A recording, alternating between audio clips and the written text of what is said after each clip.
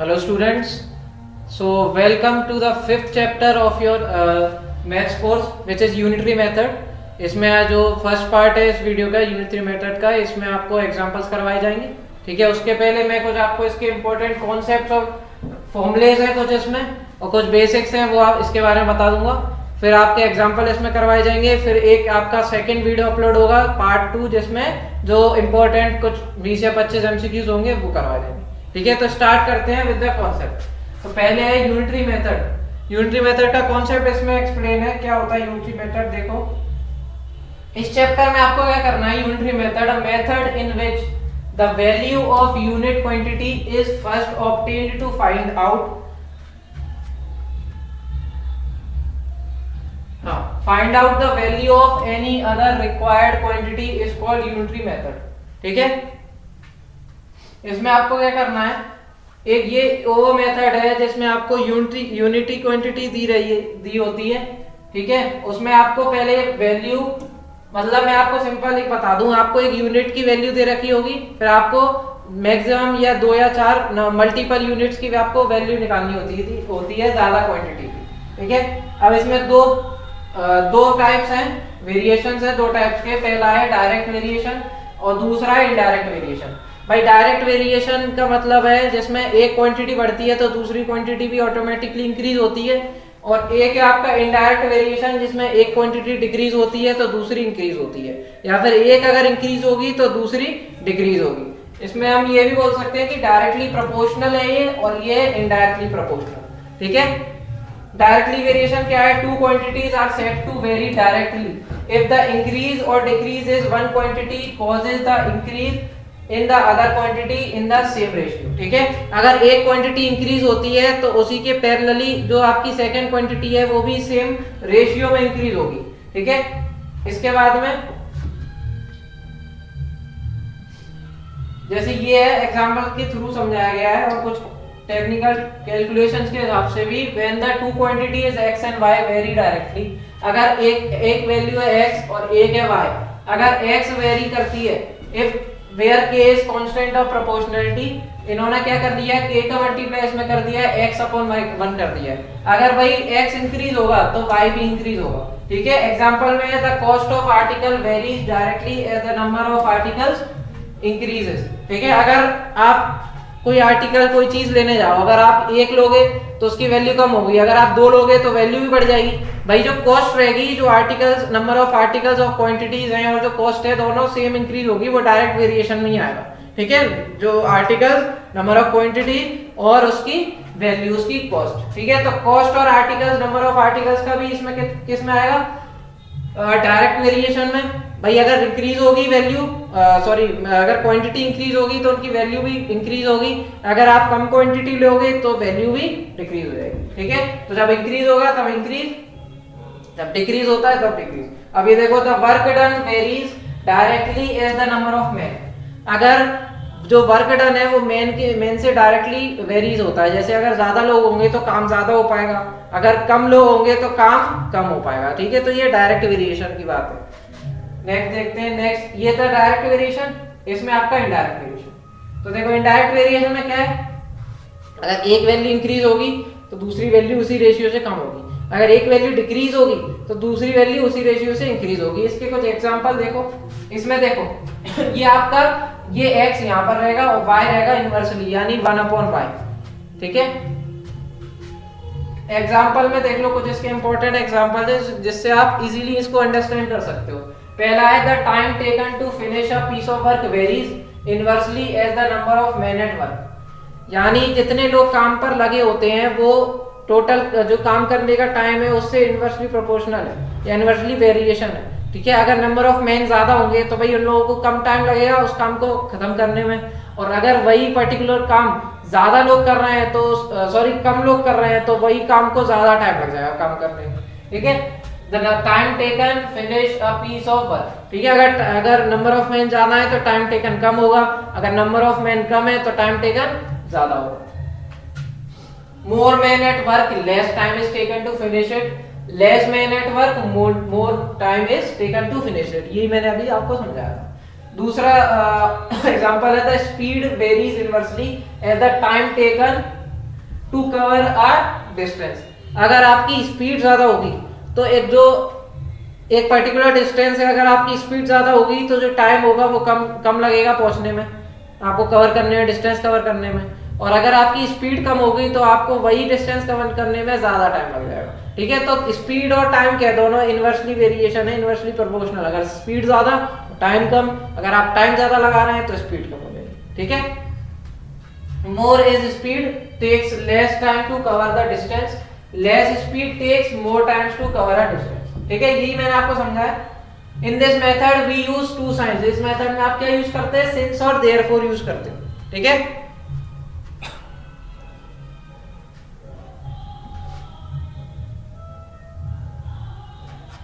चलो ये देखो, in the solution known as quantity is always written to the left and unknown quantity is written to right. जो inverse variation में उसकी आपकी जो नोन क्वांटिटी होती है वो लेफ्ट में लिखी जाती है, और जो इनवर्स क्वांटिटी होती है वो आपकी राइट में लिखी जाती है। To get more value we multiply and to get less value we divide. अगर आपको ज्यादा वैल्यू निकालनी है, अगर एक यूनिट दे रखी है और ज्यादा वैल्यू निकालनी है, हम मल्टीप्लाई करते हैं। अगर आपको एक वैल्यू ज्यादा वैल्यू दे रखी है और एक वैल्यू निकालनी है, कि एक यूनिट निकालनी है, तो आप क्या करोगे, डिवाइड करोगे। ठीक है, कुछ इसके सॉल्व एग्जांपल्स हैं, देखो।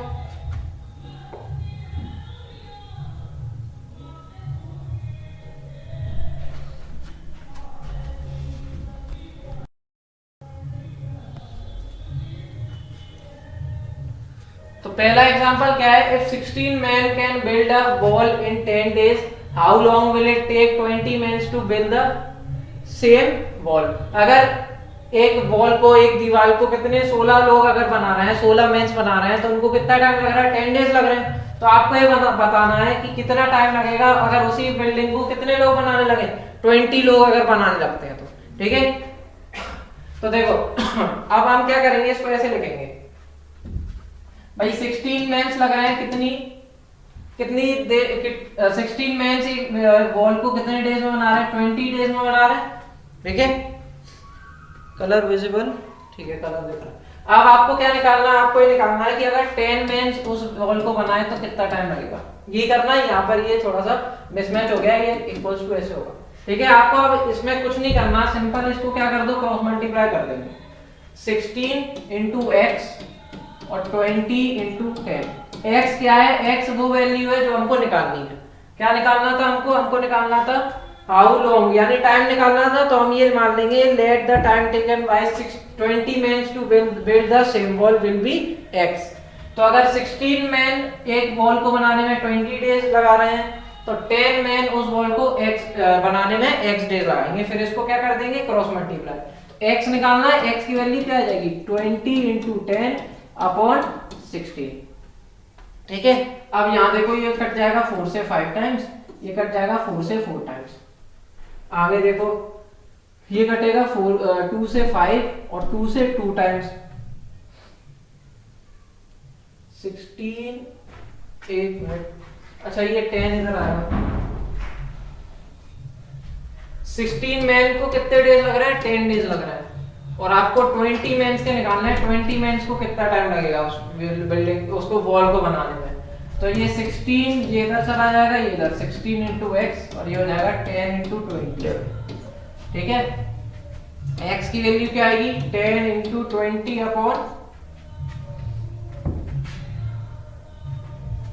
अपॉन 16। तो ये आपका 4 से 5 और 4 से 4, तो 50 अपॉन 4, 16 और 10।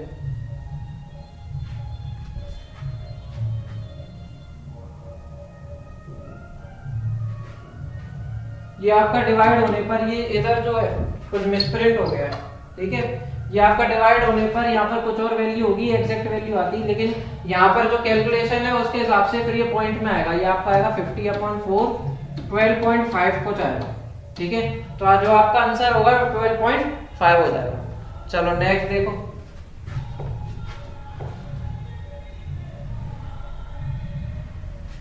नेक्स्ट क्वेश्चन है ये रहा।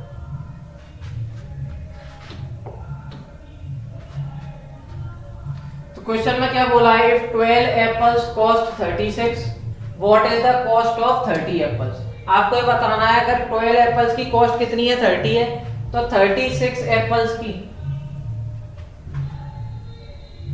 30 नहीं 12 एप्पल्स की कॉस्ट है 36, ठीक है, तो 30 एप्पल्स की कॉस्ट कितनी हो जाएगी। तो इसी को इसने क्या कर दिया है क्रॉस मल्टीप्लाई, भाई 12 एप्पल्स की कॉस्ट है 36, तो 30 एप्पल्स की कॉस्ट कितनी होगी x, तो 12 into x, ये मल्टीप्लाई हो जाएगा cross multiply, 12 into x 12x, 36 into 30 यहाँ पर मल्टीप्लाई, फिर जो 12 है आप देखो 12 से ये 36 कट जाएगा 3 टाइम्स और 30 into 3 आ जाएगा 90। यहाँ पर इसने 12 को इधर भेज दिया है, 12 से यहाँ पे कट गया 3 into 30 90। कैसे भी कर सकते हो, यहाँ से करना है डायरेक्ट कट करके आंसर आ जाएगा, और अगर आपको ऐसे नहीं आता समझ में नहीं आता तो 12 आप नीचे कर दें, 12 से ये 3 से डिवाइड होगा और 30 into 3 90 आंसर हो जाएगा। यानी कि जो 30 एप्पल्स की कॉस्ट होगी वो कितनी हो जाएगी 90 रुपीज। चलिए नेक्स्ट देखते हैं। नेक्स्ट एग्जांपल है, एक अल्टरनेट मेथड भी बताया उसने बोला है 12 एप्पल्स की कॉस्ट है 36, तो पहले हम 1 एप्पल की कॉस्ट निकालेंगे। 1 एप्पल की कॉस्ट कितनी हो जाएगी 36/12।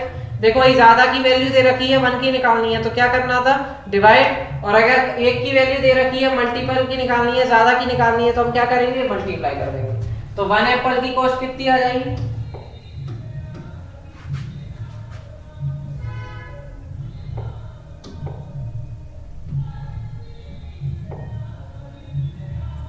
यहाँ पर 12 एप्पल्स की कॉस्ट कितनी थी, 12 एप्पल की कॉस्ट है 36, तो पहले 1 एप्पल की कॉस्ट निकाली 36/12 आ गया 3, ठीक है। अब यहाँ देखो 30 एप्पल्स की कॉस्ट कितनी हो जाएगी, भाई ये 1 की वैल्यू है 3 आ गया, 30 की कॉस्ट कितनी हो जाएगी मल्टीप्लाई कर देंगे आ जाएगा 90, ये रहा ऐसे, ठीक है। तो ये आपका ऐसे हो जाएगा। नेक्स्ट देखते हैं, तो दो मेथड है, ऐसे भी कर सकते हो x लेके, और ऐसे भी कर सकते हैं, 1 की वैल्यू निकाल लो फिर जो जितनी निकालनी हो उससे मल्टीप्लाई करो। थर्ड देखो, थर्ड एग्जांपल, थर्ड एग्जांपल क्या है, 5 men और 6 women कैन अर्न ₹924। तो आपको ये निकालना है कि 10 men और 4 women उसको कितना टाइम लगाएंगे, उस कितना अर्न कर सकते हैं, ठीक है। अगर 5 men और 6 women दोनों 5 men और 6 women, यानी ये भी 924 रुपीज अर्न करते हैं और 6 women भी 924 अर्न करती हैं, तो आपको बताना है 10 men और 4 women कितने रुपीज अर्न करते हो, ठीक है। तो हम ये देख लेंगे कि भाई 1 man और 1 woman कितना कितना अर्न कर रही है, तो उसके हिसाब से हम मल्टीप्लाई कर देंगे और सबकी वैल्यू निकाल लेंगे। तो पहले ये देखो कि 5 men और 6 women इक्वल अर्न कर रहे हैं, 924 दोनों अर्न कर रहे हैं, यानी 5 men भी उतना ही अर्न कर रहे हैं जितना 6 women अर्न कर रही हैं। तो पहले हम क्या निकालेंगे, पहले हम निकालेंगे कि 1 मैन की जो वैल्यू है वो वुमेन के कितने टाइम्स के बराबर है। तो 1 मैन की जो वैल्यू है वो 6/5 वुमेन्स के बराबर उसकी वैल्यू है, यानी जितना वो अर्न कर रहा है 1 मैन वो उतनी 6/5 ऑफ वुमेन अर्न कर रही है, ठीक है। अब देखो, अब आपको क्या निकालना था, 10 मैन की वैल्यू निकालनी थी, तो एक मैन की वैल्यू क्या है 6/5 वुमेन, तो 10 मैन की वैल्यू कितनी हो जाएगी, इंटू 10 कर देंगे, इंटू 10 करने पर ये आ जाएगा आपका 12 वुमेन, यानी कि 10 वुमेन्स की वैल्यू किसके बराबर है 12 वुमेन्स के बराबर, यानी कि जितना रुपए 10 मेंस अर्न करेंगे उतनी 12 वुमेन्स मिलके अर्न करेंगे, ठीक है। यानी कि दोनों की वैल्यू क्या हो गई सेम। अब यहाँ देखो 10 मेन और 4 वुमेन को इसने क्या कर दिया प्लस, प्लस कैसे कर दिया, देखो यहाँ पर 10 मेंस की वैल्यू कितनी है 12 वुमेन, तो 10 मेंस की जगह इसने रख दी वुमेन की वैल्यू 12 वुमेन, तो 12 वुमेन ये और 4 ये बन गए टोटल 16 वुमेन्स हो गई, 16 वुमेन्स हो गई। अब यहाँ देखो 16 womens would earn x per day, अगर 16 वुमेन्स हैं एक दिन में कितना अर्न करती हैं x अर्न करती हैं, तो नंबर ऑफ वुमेन कितनी हो जाएंगी, तो नंबर ऑफ वुमेन्स है 6, कितनी थी यहाँ पर 12 और 16, यहाँ पर 16 होगा, ये लिखा है 16। तो अगर 6 वुमेन अर्न करती हैं 924, जैसा कि इसमें था 6 वुमेन अर्न कर रही है 924, तो 16 वुमेन कितना अर्न करेंगी, तो देखो इसके आगे का नीचे सोल्व है।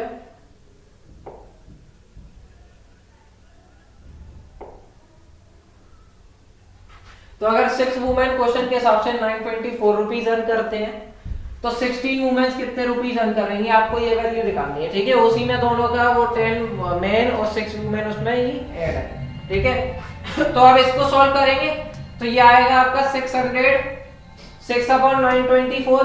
फिर इसको क्रॉस मल्टीप्लाई कर दिया, क्रॉस मल्टीप्लाई करने पर ये 6 इधर आ गया, क्रॉस मल्टीप्लाई करने पर आपका आया 2464 आपकी वैल्यू आ गई x की। ठीक है, और इस x में किस में ये x किसकी वैल्यू, ये टोटल वैल्यू 10 मेंस और 4 women would earn 2464 per day. ठीक है, इसमें दोनों इंक्लूडेड थे 10 मेन और 4 वुमेन। ठीक है, ये हमने 12 वुमेन के बराबर रख दिया था, तो हमने टोटल वुमेन्स का वैल्यू निकाली 2464 पर डे अर्न करेंगे वो। ठीक है, तो आपका टोटल आंसर क्या आ जाएगा, आंसर आपका आ गया 2464 दोनों का मिला के। और एक दूसरा मेथड भी है, अल्टरनेट मेथड। इसमें आपको क्या करना है, 5 मेन जो है वो 6 वुमेन के बराबर अर्न करते हैं, तो 1 मैन कितना अर्न करेगा 6/5 वुमेन के बराबर, और 10 वुमेन कितनी हो जाएगी इनटू 10 करने पर 12 वुमेन के बराबर।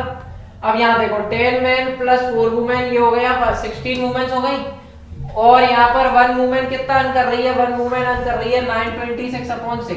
कैसे 926, टोटल 6 वुमेन अर्न कर रही थी और 6 वुमेन अर्न कर रही थी, तो एक वुमेन का निकालना है तो 6 से डिवाइड कर देंगे। 6 से डिवाइड करने पर ये इसने डिवाइड नहीं किया, इसने 924/6 ले लिया है, और यहाँ पर 16 वुमेन्स की वैल्यू निकालनी थी तो इनटू 16 कर दिया तो आ गया 2464। तो एक अल्टरनेट मेथड आप इससे भी कर सकते हो और जो ऊपर दिया था उससे भी सॉल्व हो सकता है। ठीक है, तो लास्ट क्या आया, जो 10 वुमेन्स और 4 वुमेन अर्न करेंगी कितना करेंगी 2464 पर डे। ठीक है, चलिए नेक्स्ट देखते हैं।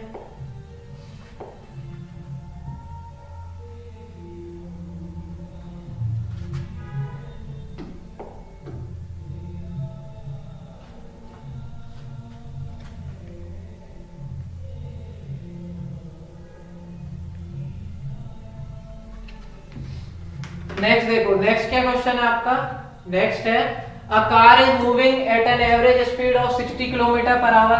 भाई कार की स्पीड कितनी है 60 किलोमीटर पर आवर, और उसमें लिखा है how much distance would it cover in 1 hour 15 minutes. ठीक है, तो ये आपका यूनिटरी मेथड में भी आ गया क्वेश्चन, और ये स्पीड टाइम और डिस्टेंस का भी क्वेश्चन हो गया। भाई इसमें क्या दिया है, स्पीड दी है, कितनी स्पीड है 60 किलोमीटर पर आवर। ठीक है, आपको ये निकालना है हाउ मच डिस्टेंस, आपको डिस्टेंस फाइंड करना है कि कितना डिस्टेंस वो कवर करेगी कार, अगर वो कितने टाइम चलती है, अगर वो चलती है 1 आवर 15 मिनट्स। ठीक है, तो आपको डिस्टेंस निकालना है और स्पीड और टाइम दिया है। तो भाई जब डिस्टेंस निकालना होता है तो एक मेथड ये है स्पीड टाइम का कि स्पीड इनटू टाइम कर दें तो आपका टोटल डिस्टेंस आ जाएगा। ठीक है, इसमें भी शायद इन्होंने ये किया होगा, ये यूनिटरी वाला मेथड है। तो चलो पहले यूनिटरी वाला मेथड से ही देख लेते हैं, ये सेकंड मेथड में दिया हुआ है स्पीड वाला। देखो इसमें क्या करना है पहले जो 1 आवर 15 मिनट्स है उसको इसने क्या किसमें चेंज कर दिया, टोटल मिनट्स में। तो 60 मिनट्स हो गए 1 आवर वाले, और 15 मिनट्स उसमें ऐड कर दिए तो ये यहाँ पर 75 मिनट्स हो गए। ठीक है, फिर नेक्स्ट देखो let the distance covered by car in 75 minutes be x। हमने ये मान लिया कि जितना डिस्टेंस कवर किया होगा वो लेट कर दिया कि x किलोमीटर कवर किया होगा। अब हमारे पास टाइम कितना है कि भाई 60 मिनट्स में वो, अच्छा ये स्पीड है, ये स्पीड है और ये आपका टाइम है कि ये इतने स्पीड के लिए वो इतना टाइम में ये 60 की स्पीड से वो इतने टाइम में ट्रेवल करती है। ठीक है, उसके बाद में यहाँ पर क्या है, ये हमने निकाल दिया कि 1 आवर में कितना ट्रेवल करेगी, हाउ मच डिस्टेंस, ये 60 हो गया। अब यहाँ देखो 60/60 और 75/x, ये आपका यूनिटरी मेथड वाला बन गया मेथड। अब यहाँ देखो ये 60x क्रॉस मल्टीप्लाई करने पर, और ये 60 × 75, और 60 से ये कट हो गया 60 टाइम्स।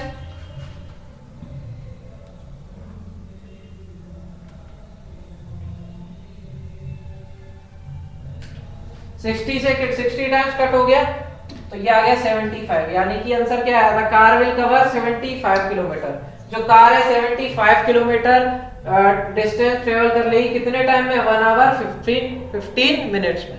ठीक है, नेक्स्ट देखते हैं। ये अल्टरनेट मेथड है, मल्टीप्लाई वाला जो स्पीड इनटू टाइम में आपको बता रहा था, ठीक है। Distance equals to speed into time. आप यूनिटरी मेथड में अगर आपको ऐसे क्वेश्चन आते हैं स्पीड और टाइम वाले, तो आप इन्हीं से कर लो, इन्हीं से थोड़ा सिंपल रहेगा, ठीक है। स्पीड कितनी थी? स्पीड थी उसकी 60 और टाइम कितना था? टाइम था 1 आवर 15 मिनट्स यानी कि 75। तो 75 को मैं डिवाइड कर दूंगा 60 से। क्यों? क्योंकि ये आवर में है ना भाई, ये मिनट्स है, ये आवर आ गया, 60 से डिवाइड कर दिया, 60 से 60 कट, डिस्टेंस आ गया 75, ठीक है। तो यूनिटरी मेथड में अगर डिस्टेंस टाइम वाले क्वेश्चन आते हैं तो आप यूनिटरी मेथड से ना करके इससे कर लो तो ज्यादा सिंपल रहेगा और इजीली हो जाएगा, ठीक है। चलो नेक्स्ट देखते हैं।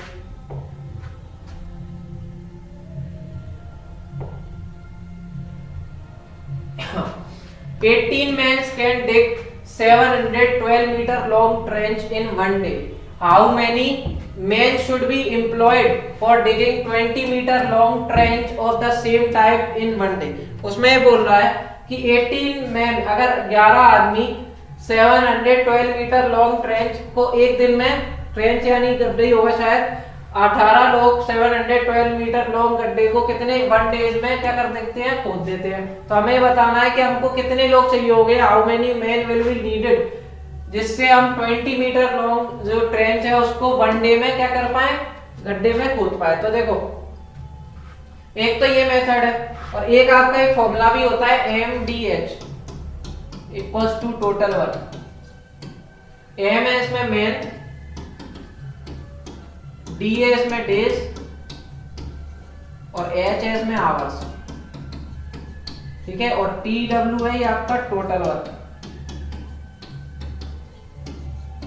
उसका कहने का मतलब ये है कि अगर हमको ये निकालना है कि टोटल वर्क कितना हुआ है, तो हम total number of mens into days into hour में मल्टीप्लाई, तीनों को अगर हम मल्टीप्लाई कर देंगे तो आपका टोटल वर्क निकल जाता है, ठीक है। ये आपका ये वाला जो कॉन्सेप्ट है ये काफी मेन है, फॉर्मूला जो है ये आप लिख सकते हैं।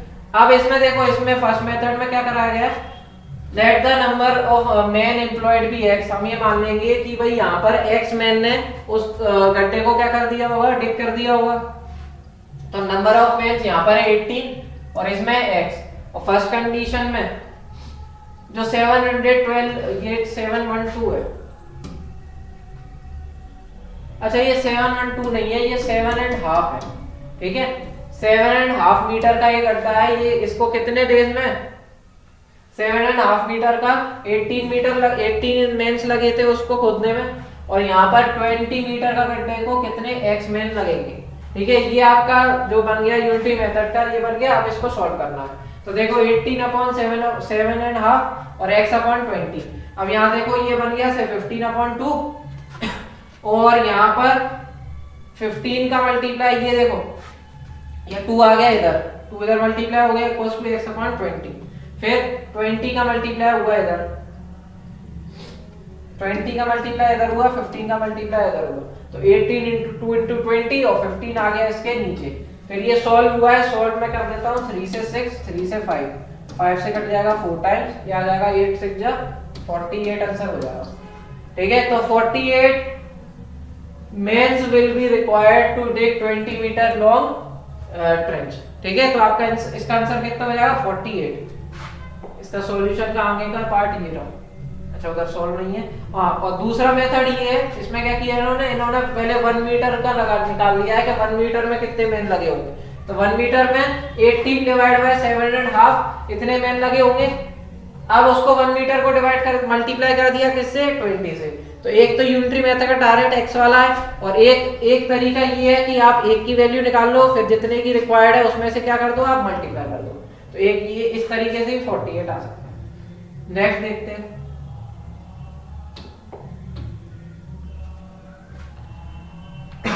नेक्स्ट है आपका a labour receive 385 for 7 days work as his wages.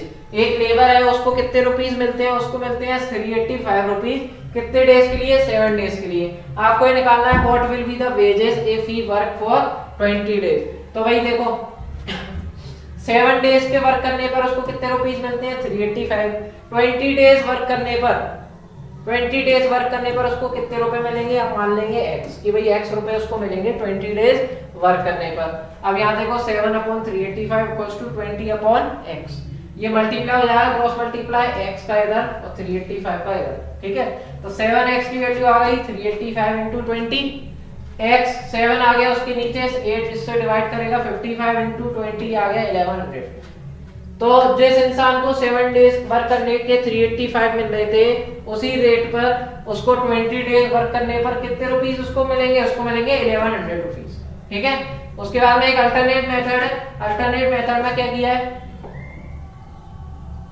Alternate method देखते हैं भाई। अल्टरनेट मेथड में हमने क्या किया है, 7 डेज की वेजेस है उसकी 385, हम पहले 1 डेज का वेजेस निकाल लेंगे कि 1 डेज का वेजेस कितना होगा। तो 7 का दिया है, 1 का निकालना है, तो क्या करेंगे 7 से डिवाइड कर देंगे, 7 से डिवाइड करने पर ये आ जाएगा आपका 55। अब आपको क्या करना था, 20 डेज का वेज निकालना था, तो 55 इंटू 20 कर देंगे, आ जाएगा 1100। आप दोनों मेथड से किसी से भी कर सकते हो, दोनों में मैंने आपको समझा दिया। नेक्स्ट क्वेश्चन देखते हैं।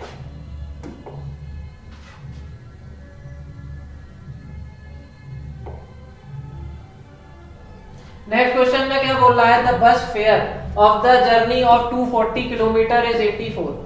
एक बस में 240 किलोमीटर ट्रेवल करने की कितना किराया लगता है, कितना फेयर लगता है, 84 रुपीज। अब आपको ये बताना है what will be the fare, what will be the fare of Nainital to Delhi having a distance of 432 kilometre, ठीक है। तो सिंपल क्वेश्चन का कहने का मतलब ये है, अगर 240 किलोमीटर ट्रेवल करने में 84 रुपीज फेयर लग रहा है, तो 432 किलोमीटर ट्रेवल करने में कितना फेयर लगेगा, ठीक है। तो यहाँ देखो 240 किलोमीटर को ट्रेवल करने में 84 रुपीज स्पेंड हो रहे हैं, आपको ये निकालना है 432 ट्रेवल करने पर कितने रुपीज स्पेंड होंगे।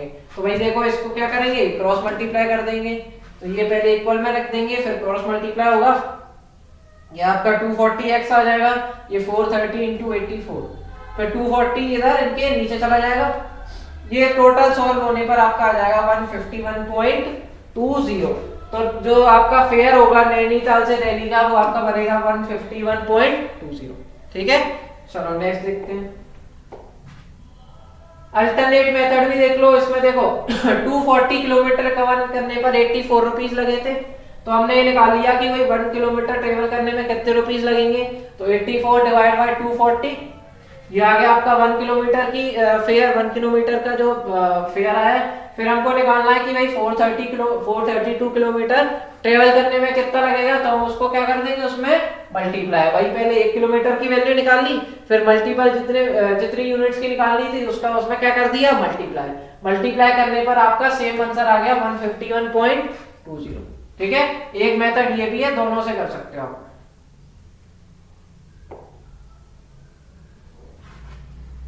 चलिए 8th क्वेश्चन क्या बोल रहा है, 36 men can do a piece of work in 25 days. If a work was to be finished in 60 days, how many men will be required? मतलब वो ये कह रहा है अगर एक वर्क को कंप्लीट करने में 36 मैन लगते हैं, 36 मैन एक काम को करते हैं और उनको कितने 25 डेज लग जाते हैं।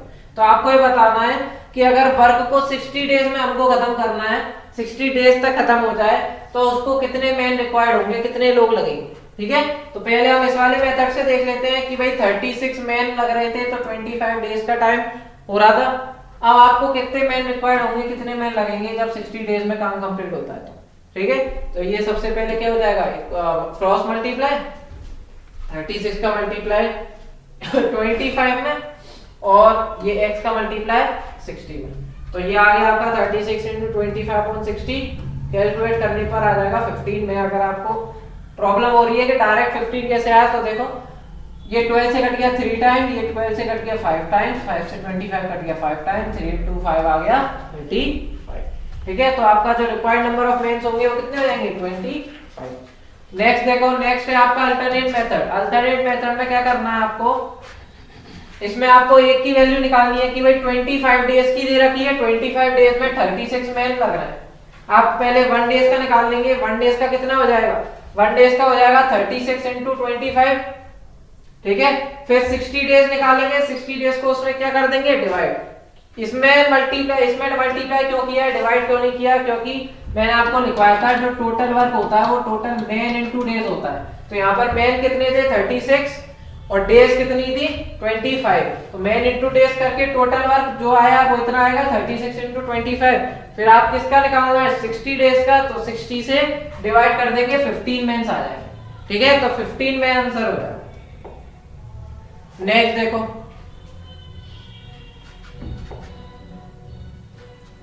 नेक्स्ट है in a hostel 100 students had provision for 130 days. Provision मतलब राशन जो है, एक हॉस्टल में 100 स्टूडेंट्स रहते हैं, उनके पास 130 डेज का राशन अभी अवेलेबल है। आपको इन्हें बताना है कि after 10 days 20 students left the hostel. भाई 10 डेज बाद क्या होता है, जो हॉस्टल में कितने 20 स्टूडेंट्स क्या कर देते हैं, चले जाते हैं। आपको फिर ये बताना है how long would the remaining food last. तो अब जो बचा हुआ फूड है, जो राशन बचा हुआ है, वो कितने दिन तक और चल सकता है। तो आप ये देखेंगे, तो देखो पहले जो नंबर ऑफ 10 डेज, भाई 10 डेज तक तो कोई नहीं गया, 10 दिन बाद ही तो 20 स्टूडेंट्स रहे, यानी 10 दिन बाद जो टोटल नंबर ऑफ स्टूडेंट्स हैं कितने 100। उन सब लोगों ने खाना खाया है, सब लोगों ने जो प्रोविजन होगा उसको यूज किया होगा। तो पहले ये देखो, अगर 100 स्टूडेंट्स थे 100 स्टूडेंट्स थे,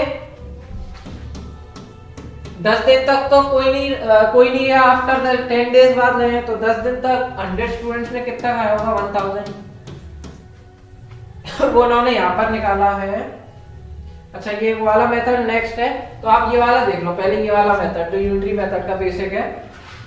जो नंबर ऑफ स्टूडेंट्स होंगे, यहाँ देखो 100 माइनस 20 कितने हैं 80 बचे, भाई 20 चलेगा, 80 स्टूडेंट्स रिमेन हुए। और 130 में से 10 डेज, तो 10 डेज बाद उसने बोला कि 10 डेज बाद 20 स्टूडेंट चले गए, तो कितने रिमेनिंग डेज कितने हुए 120। अब देखो 100 स्टूडेंट जो थे, नंबर ऑफ स्टूडेंट्स है 100 के लिए 120 डेज का, यहाँ पर 13 होगा, फिर 120। अच्छा 10 डेज खत्म, 10 डेज तो खत्म हो गए और 100 स्टूडेंट्स है, ठीक है। तो उसके लिए 100 और 80 आपको बताना है कि 80 बचे उनका कितने दिन तक और चल पाएगा। तो यहाँ देखो students are less, food will be last for more days. अगर कम स्टूडेंट्स बचे हैं तो ज्यादा टाइम तक वो उस राशन को यूज कर पाएंगे, ज्यादा दिन तक वो राशन चल पाएगा। तो ये कौन सा हो गया, ये आपका हो गया इनवर्स वेरिएशन वाला बन गया। अब यहाँ देखो 100 इंटू 120 ये टोटल हो गया, जो पहले था 100 और 120, तो ये वो है जितना उसने यूज किया होगा। अब यहाँ देखो 80 इंटू एक्स, 80 इंटू एक्स क्या है, 80 बचे स्टूडेंट और एक्स है नंबर ऑफ डेज। तो ये 100 इंटू एक्स 80 आ जाएगा, इसके डिनोमिनेटर में आंसर कितना आ जाएगा, आंसर आ जाएगा 150। तो क्या जो फूड जो बचेगा वो आपका 150 डेज तक चल पाएगा। ठीक है, नेक्स्ट देखो, नेक्स्ट इसमें एक अल्टरनेट मेथड भी, अच्छा अल्टरनेट मेथड नहीं है तो मैं आपको अल्टरनेट मेथड बता देता हूँ। पहले देखो 100 स्टूडेंट्स थे और 130 डेज थे, यानी कि ये चलना था 13,000 टोटल जो वर्क बोलो या फिर टोटल प्रोविजन बोले उतने इतना हो रहा था। अब यहाँ देखो 10 डेज बाद चले गए, यानी 100 स्टूडेंट्स ने 10 डेज तक तो खाया होगा, 100 स्टूडेंट ने 10 डेज तक प्रोविजन यूज किया होगा, ये आपका हो गया 1000। ठीक है, 1000 कितना बचा प्रोविजन, 12,000 बचा। अब 12,000 प्रोविजन बच रहा है और स्टूडेंट्स कितने बचे ये देखो 100 स्टूडेंट्स थे, 20 चले गए, स्टूडेंट्स बचे 80 स्टूडेंट्स बच रहे हैं और प्रोविजन कितना बच रहा है इतना, यानी टोटल प्रोविजन है ये और रिमेनिंग स्टूडेंट्स है ये। अगर हम टोटल प्रोविजन को रिमेनिंग स्टूडेंट से डिवाइड कर दें तो क्या नंबर ऑफ डेज आ जाएंगे, बिल्कुल आ जाएंगे। तो 0 से कट जाएगा 0 और ये आ जाएगा 15 और 0 150 डेज, ये ऐसे भी आ सकता है। ठीक है, तो इस मेथड से भी कर सकते हो और इससे भी कर सकते हो। चलो नेक्स्ट देखते हैं।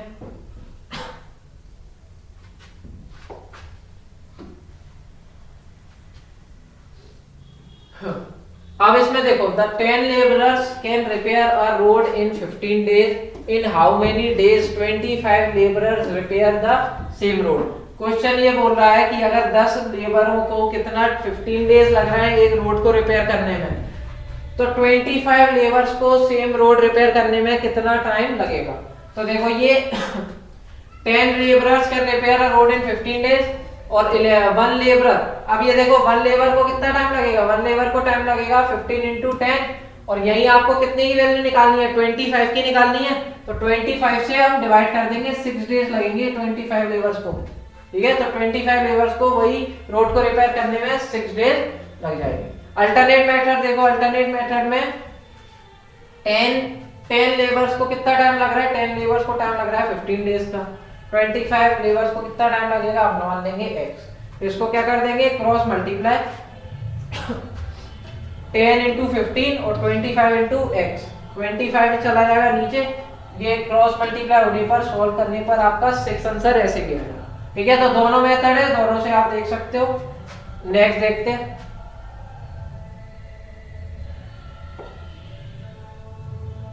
नेक्स्ट है 6 मैन ऑफ, यहां पर और होगा 6 मैन और 8 women can repair a road in 28 days.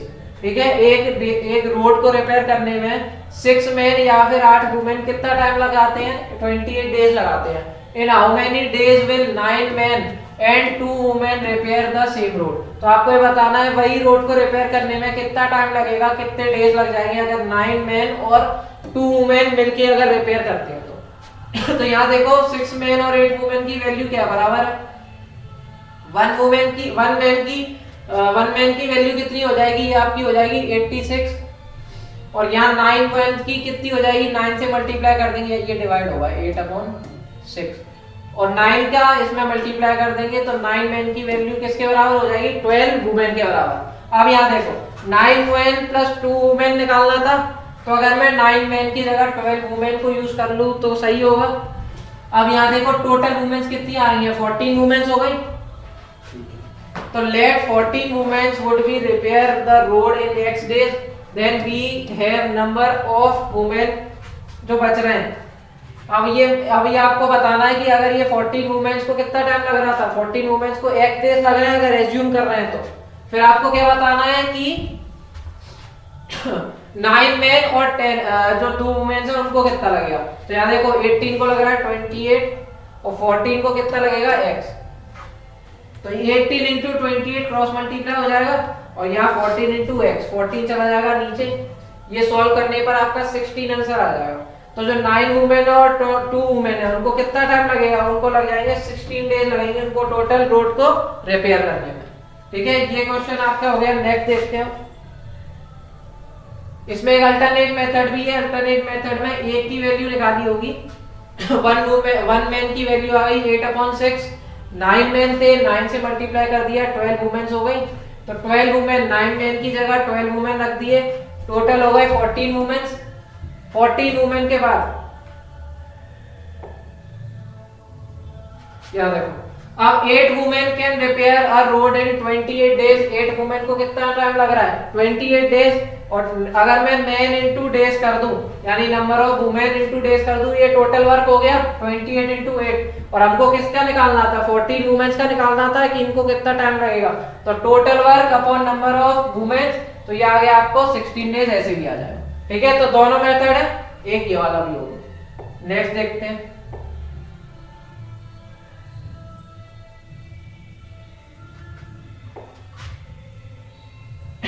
तो नेक्स्ट क्वेश्चन है, a garrison of 620 men at provisions of 42 days, a reinforcement of 20 men arrived, how long will the food will last। तो आपको बताना है कि अगर 620 मेंस के लिए कितना प्रोविजन बचा है, 42 डेज का प्रोविजन हो जाता है, और अगर उसमें 220 मेंस और आ जाते हैं तो कितना टाइम लगेगा, कितना फूड जो होगा कितने डेज और चल पाएगा। तो यहाँ देखो हम ये देखेंगे कि जो डेज होंगे, late the number of days will be x, कि अगर x डेज वो फूड चल सकता है तो टोटल नंबर ऑफ मेंस कितने हो गए, 620 है, 220 और आ गए, यानी टोटल नंबर ऑफ मेन हो गए 840। ठीक है, नंबर ऑफ मेन कितने हो गए 620, 620 पहले थे, इनके लिए चल रहा था 42 डेज में। अब न्यू नंबर ऑफ मेंस कितने हो गए 840, इनके लिए कितना टाइम लगेगा, कितना, तो जो टाइम लग रहा है हमने उसको मान लिया x। तो 620 चल रहा था 42 डेज, 840 का निकालना है ये कितने दिन तक चलेगा। तो ये यहाँ पर क्रॉस मल्टीप्लाई हो गया 620 इंटू 42 और 840 इंटू x।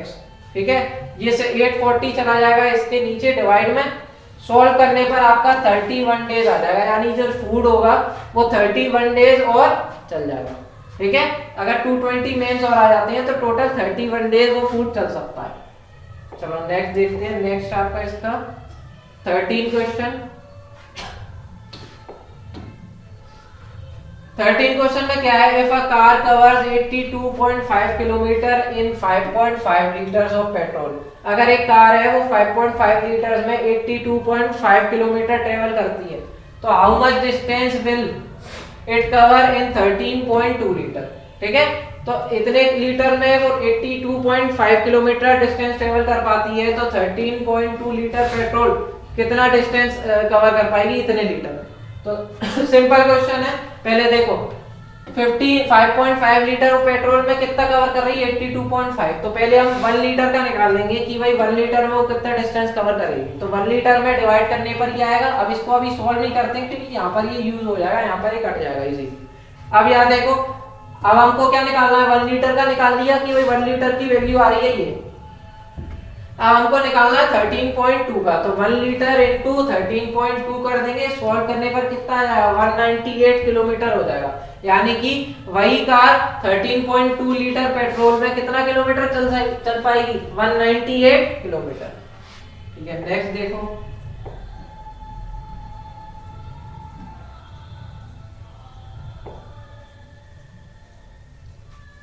नेक्स्ट है आपका 14th question, if 1 score apples, ये पता नहीं क्या लिखा है, ये देख लो, 1 एप्पल कॉस्ट ₹60। अगर एक एप्पल्स की कॉस्ट कितनी है 60 है, तो आप how many apples can be purchase for 144, यानी कि 1 एप्पल की कॉस्ट दे रखी है 60। ठीक है, 1 स्कोर, अच्छा ये वैल्यू है, जैसे डजन होता है, डजन की वैल्यू होती है 12, तो एक स्कोर भी है, एक यूनिट होती है, स्कोर का मतलब होता है 20 यूनिट्स। ठीक है, यानी कि 20 यूनिट्स ऑफ एप्पल्स की कॉस्ट है 60।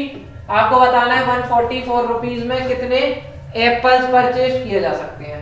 तो 60 की कॉस्ट है जो 60 रुपीस में कितने एप्पल्स आ रहे हैं 20 आ रहे हैं, तो हम 1 एप्पल की कॉस्ट निकाल लेंगे कि भाई 1 रुपीस में,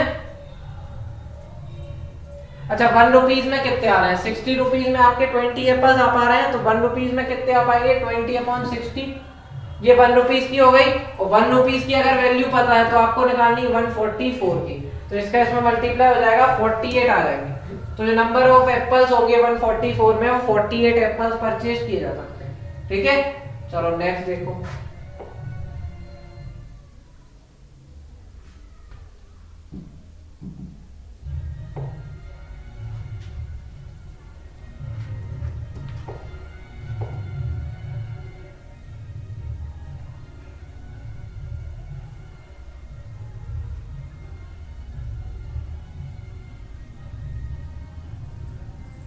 ये क्वेश्चन देखो, ये वाला क्वेश्चन जो है वो तो सिस्टम का इसमें आ गया गलती से। ये वाला क्वेश्चन देखते हैं। इस क्वेश्चन में क्या बोला है, a car move certain distance in 50 minutes. एक कार जो है 50 मिनट्स में कितना 50 मिनट्स में कितना डिस्टेंस कवर कर पाती है वो उसमें दिया नहीं है, और आपको स्पीड दे रखी है, यानी कि टाइम, यहाँ पर टाइम दे रखा है। ठीक है, और स्पीड दे रखी है 54 किलोमीटर। आपको क्या निकालना है, how much time will it take to cover the same distance when its speed is 30 kilometre. तो एक पर्टिकुलर टाइम में इतनी स्पीड से जाती है, आपको कितने टाइम में वही डिस्टेंस 30 किलोमीटर स्पीड से जाने पर कवर कर पाएगी वो ट्रेन, जो कार है वो। अब यहाँ देखो ये स्पीड है, ये टाइम टेकन है 50 मिनट्स। अब हम क्या निकाल लेंगे 1 किलोमीटर पर आवर की स्पीड निकाल लेंगे। तो 1 किलोमीटर पर आवर की कितनी आएगी 50 into 54 at speed of 1 kilometre, जो टाइम टेकन होगा वो इतना हो जाएगा। ठीक है, एस इंटू जो टाइम होगा वो आपका आ जाएगा S into sorry speed upon time. अब यहाँ देखो at a speed of 30 kilometre per hour, 30 kilometre per hour में यहाँ पर क्या दिया है, जो स्पीड दी है स्पीड है 54।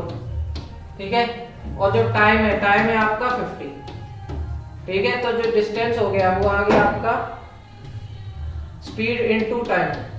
ये डिस्टेंस हो गया आपका, ये टोटल डिस्टेंस है। अब आपको ये निकालना था कि 30 किलोमीटर की स्पीड से अगर जाएगी तो कितना टाइम लगेगा, तो डिस्टेंस अपॉन स्पीड कर देंगे। ये टोटल डिस्टेंस है 50 इंटू 54, स्पीड है उसकी 30 से डिवाइड कर देंगे, इतना टाइम लगेगा 1 आवर 30 मिनट्स। 90 मिनट्स जो है वो आपका 1.5 घंटा करीब उसको लग जाएगा। ठीक है, एक ये मेथड है। दूसरा मेथड देखो, let the required time be x minutes. भाई अब ये मान लेंगे पहले से कि जितना उसको टाइम लगना है वो x मिनट लगेगा। अब यहाँ देखो 54 की स्पीड से जा रही है, अगर वो 54 किलोमीटर पर आवर की स्पीड से जा रही है तो 50 मिनट्स उसको लगते हैं, और अगर वो 30 की स्पीड से जाएगी तो कितना टाइम लगेगा, वो अपन ने मान लिया x एज्यूम कर लिया। अब यहाँ देखो लेस स्पीड मोर टाइम, अगर जो स्पीड अगर कम होगी तो टाइम लगेगा ज्यादा, इनवर्स वेरिएशन है। और अगर स्पीड आपकी क्या हो जाएगी, स्पीड अगर ज्यादा हो जाएगी तो टाइम क्या हो जाएगा, टाइम हो जाएगा कम, यानी एक चीज बढ़ेगी तो दूसरी क्वांटिटी कम हो जाएगी। So it is in the case of inverse variation, ये इनवर्स वेरिएशन का केस है। ये मैं ऊपर कर देता हूँ थोड़ा। हाँ, अब देखो ये हो जाएगा क्रॉस मल्टीप्लाई 54 इंटू 50 और 30 इंटू एक्स, 30 चला जाएगा नीचे, 90 आ जाएगा, यानी 90 मिनट्स कितना टाइम लगेगा उसको, कितने स्पीड से जाने में, यानी 30 किलोमीटर पर आवर की स्पीड से अगर जाएगी तो सेम डिस्टेंस तो वो 90 मिनट्स में ट्रेवल कर पाएगी। ठीक है, ये क्वेश्चन यहाँ पर खत्म हुआ। नेक्स्ट देखते हैं।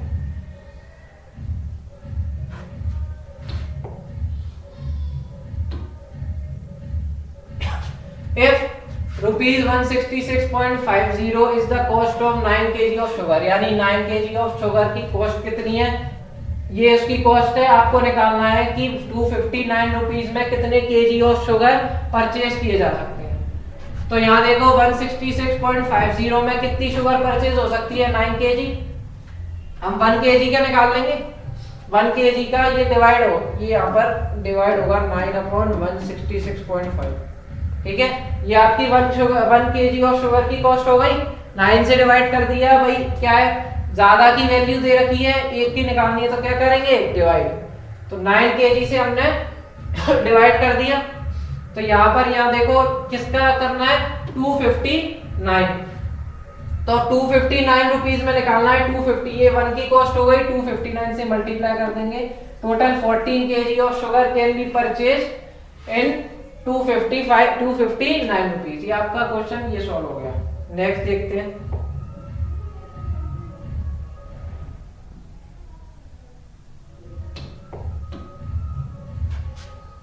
यहाँ देखो, यहाँ क्या दिया है, 6 ऑक्सन और 8 cows can graze a field in 28 days.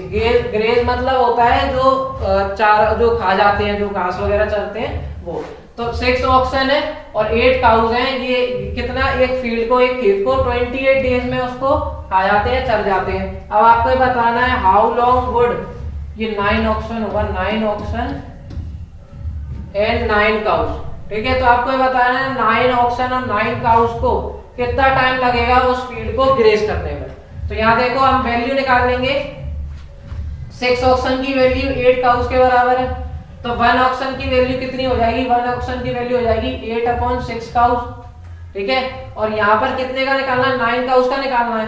तो 1 ऑक्सन का दे रखा है, तो हम 9 ऑक्सन का निकालना है, 1 ऑक्सन का निकाल लिया हमने, 8/6, 9 का मल्टीप्लाई कर देंगे तो 9 ऑक्सन का भी आ जाएगा। तो 9 ऑक्सन की जो वैल्यू होगी वो 12 काउज के बराबर हो जाएगी, मतलब दोनों की जो एफिशिएंसी है वो 9 ऑक्सन और 12 काउज की दोनों की एफिशिएंसी बराबर होगी। अब यहाँ पर हमको 9 ऑक्सन और 9 काउज निकालने थे, तो 9 ऑक्सन की जगह हम क्या लिख देंगे, ये 12 काउज लिख देंगे।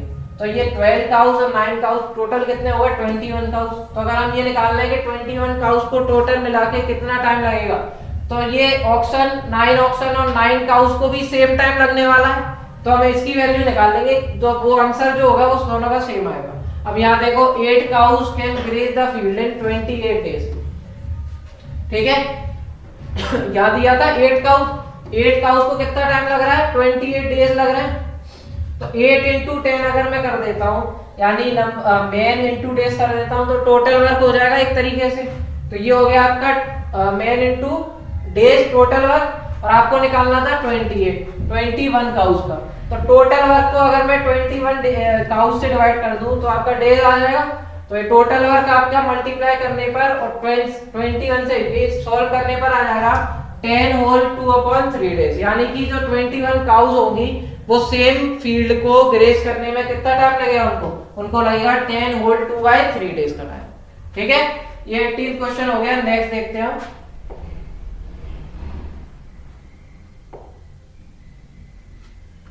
नेक्स्ट है आपका 3 men and 4 boys can complete a work in 28 days।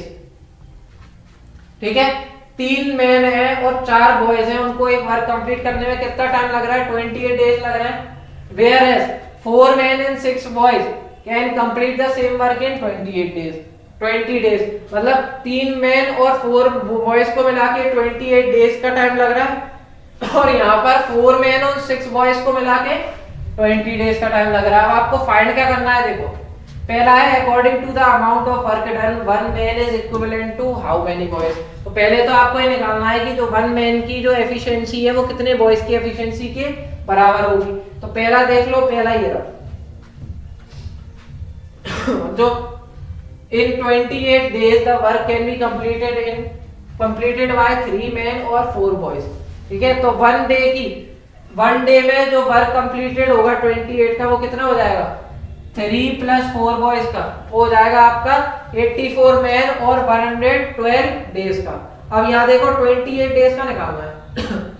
In 28 days पहले तो हमने इस वाला देख लिया कि भाई 4 बॉयज और 24 बॉयज और 3 मैन का, तो ये आ गया 84 मैन और 112 बॉयज, ये एफिशिएंसी आ गई दोनों की मिला के। अब 20 डेज वाले में देखेंगे तो 20 डेज वाले में ये मल्टीप्लाई कर देंगे 4 मैन और 6 डेज का 20 में, तो क्या है 80 मैन और 120 बॉयज। अब नेक्स्ट देखते हैं, इसके आगे का सॉल्यूशन ये रहा। हाँ, अब दोनों को क्या कर देंगे? इक्वेट, क्योंकि दोनों को टाइम तो सेम लग रहा है, दोनों को इक्वेट कर देंगे 84 मैन प्लस 112 बॉयज, ये 28 डेज का है, और यहाँ पर 8 मैन और प्लस 120 बॉयज, ये तुम्हारा कितने डेज का है? 20 डेज का। अब यहाँ देखो मैन और मैन आ जाएंगे एक साइड, बॉयज चले जाएंगे उस साइड। यहाँ देखो 4 मैन, तो जो 4 मैन बने हैं 4 मैन इक्वल्स टू 8 बॉयज हो जाएंगे। तो 1 मैन की वैल्यू कितने के बराबर हो जाएगी? 2 बॉयज के बराबर, यानी कि एक मैन की जो एफिशिएंसी है वो 2 बॉयज के वर्क करने की एफिशिएंसी की क्या है? बराबर। जी आपसे पूछा था सेकंड क्वेश्चन क्या था? सेकंड क्वेश्चन देखते हैं।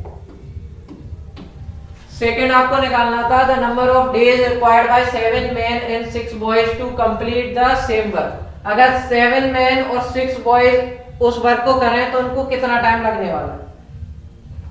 तो ये सॉल्यूशन है। देखो, अगर 3 मैन और 4 बॉयज करते हैं उस काम को, तो दोनों की हम एफिशिएंसी की वैल्यू पुट कर देंगे कि भाई 1 मैन की कितनी थी? 2 बॉयज की, तो 1 मैन में हमने रख दिया 2, मतलब उसकी ये बॉयज था तो इसको ही बॉयज में चेंज कर दिया। 1 मैन बराबर है 2 बॉयज के, तो 3 मैन आपके हो जाएंगे 6 बॉयज के बराबर। 6 बॉयज और 4 बॉयज, तो ये यही, तो ये टोटल 10 बॉयज की एफिशिएंसी आ गई है। ठीक है, अब यहाँ देखो, अब आपको क्या निकालना है? 3 man plus 4 boys can complete the work in 28 days. जो 3 मैन और 4 बॉयज जो काम कर रहे थे उनको 28 डेज लग रहे थे। अब यहाँ देखो 10 boys can complete the work in 28 days। 1 boy, एक बॉय को कितना टाइम लगेगा? तो ये आपका लगने वाला है टोटल वर्क निकल गया है कि भाई दोनों का वर्क तो सेम है, 10 बॉयज को लग रहा है 28। तो अगर मैं दोनों को मल्टीप्लाई कर दूं यानी मैन इनटू डेज कर दूं तो टोटल वर्क आ जाएगा। टोटल वर्क आ गया 28 इंटू 10। अब हमको कितने का निकालना था? 20 डेज का निकालना था। 20 डेज कैन कंप्लीट, ये 20 बॉयज होगा। 20 बॉयज का निकालना था कि भाई 20 बॉयज को कितना टाइम लगेगा, तो 20 से डिवाइड कर देंगे, आंसर आ जाएगा 14 डेज, यानी 14 डेज लगेंगे 20 बॉयज को उस काम को करने में। ठीक है, नेक्स्ट क्वेश्चन देखते हैं।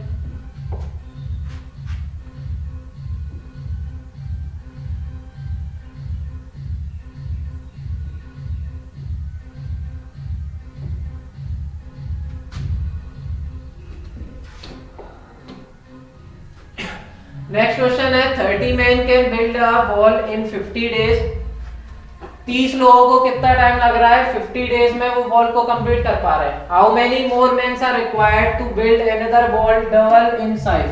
ठीक है, अगर एक वॉल है उसको 30 मेन अगर वॉल को बिल्ड करते हैं तो उनको 50 डेज लग जाते हैं। फिर आपको ये बताना है कि अगर वही वॉल वो अगर एक दूसरी वॉल है वो उसके क्या है, डबल साइज में है, तो उस वॉल को 75 डेज में कंप्लीट करने में कितने मेन चाहिए होंगे। तो हम ये देख लेंगे पहले कि भाई यहाँ पर 30 मेंस है और 50 डेज है, तो दोनों को अगर मैं मल्टीप्लाई कर दूं तो टोटल वर्क आ जाएगा।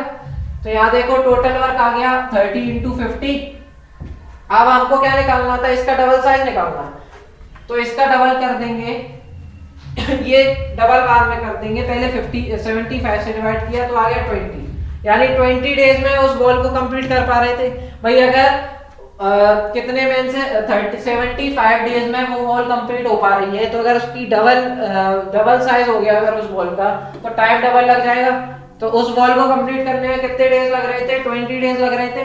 तो अगर एक दूसरी वॉल है उसका जो साइज है उससे डबल है, तो क्या मैं इसमें 2 का मल्टीप्लाई कर सकता हूँ, तो वही टाइम लगने वाला है। ठीक है, तो ये आपका 40 हो जाएगा to build the wall of double size. जो मैन चाहिए होंगे वो 40 चाहिए होंगे, पहले चाहिए हो रहे थे 20 और अब चाहिए होंगे 40। अब यहाँ पर क्या है, कितने लोग और चाहिए, पहले थे 40 सॉरी पहले 30 मेन हो रहे थे और 40 इसको लगने वाले, यानी 10 मोर मेंस आर रिक्वायर्ड। ठीक है, 10 लोग और चाहिए होंगे उस वॉल को बिल्ड करने में। ठीक है, तो ये वीडियो जो पहला पार्ट था इसमें आपके 20 एग्जांपल्स मैंने आपको करा दिए और कॉन्सेप्ट्स आपके करा दिए और जो इंपॉर्टेंट फॉर्मूलेस थे जो टोटल वर्क वगैरह के वो भी मैंने आपको लिखवा दिए। ठीक है, तो इसके बाद में जो सेकंड पार्ट है उसमें जो इंपॉर्टेंट एमसीक्यूज है वो करा जाएंगे। Thank you.